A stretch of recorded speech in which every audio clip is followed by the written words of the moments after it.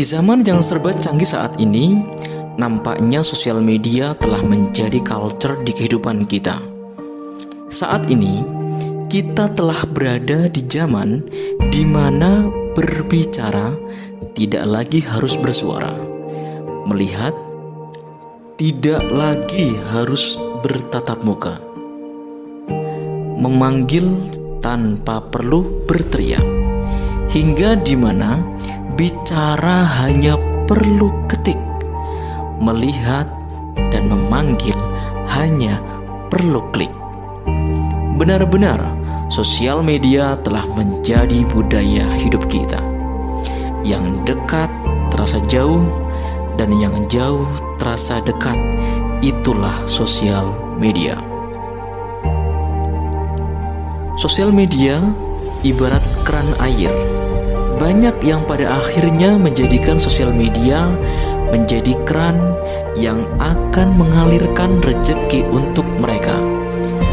Namun juga tidak sedikit yang menjadikan sosial media menjadi keran yang justru pada akhirnya akan mengalirkan musibah untuk mereka. Konsep rezeki dan musibah dalam hal ini tentunya dalam arti yang sebenarnya. Karena banyak yang nampak rezeki tapi sebenarnya adalah musibah. Dan yang tampak musibah namun sebenarnya adalah rezeki yang akan ia tuai di kemudian hari. Saya akan mengajak Anda untuk berdiskusi pada 3 poin berikut.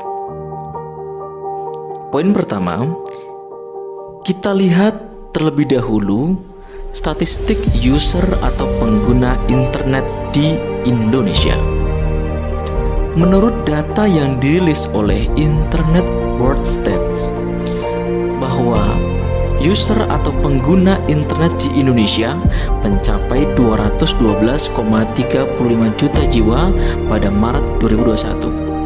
Dan tentunya jumlah ini akan terus bertambah. Indonesia berada di urutan ketiga dengan pengguna internet terbanyak di Asia setelah Tiongkok dan India. Wow, angka yang sangat banyak. Lantas, apa kaitannya dengan rezeki dan musibah? Poin yang kedua, sosial media menjadi keran rezeki kita. Dengan jumlah pengguna internet di atas 200 juta di Indonesia, tentunya ini merupakan market share yang sangat besar dan sangat potensial untuk dijadikan sebagai sumber rezeki kita. Dari yang sifatnya duniawi, seperti media promosi, marketing, berjualan, hingga e-commerce, konten kreator, dan yang lainnya, yang tentunya itu akan mengalirkan rezeki kepada kita. Hingga yang sifatnya tidak hanya duniawi, alias orang lebih mengejar pada orientasi value atau nilai, atau mungkin bisa diperjelas lagi, lebih mengorientasikan kepada akhirat atau ukhrawi. Mereka dengan tulus memberikan tulisan dan konten yang inspiring.